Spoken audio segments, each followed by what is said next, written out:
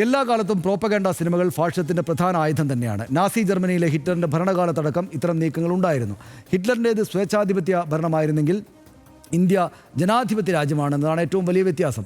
2014 മോദി സർക്കാർ അധികാരത്തിലെത്തിയത് മുതൽ ബോളിവുഡ് സിനിമകൾ ഹിന്ദുത്വ ആശയങ്ങൾ ഒളിഞ്ഞും തെളിഞ്ഞും പ്രചരിപ്പിച്ചിട്ടുണ്ട്.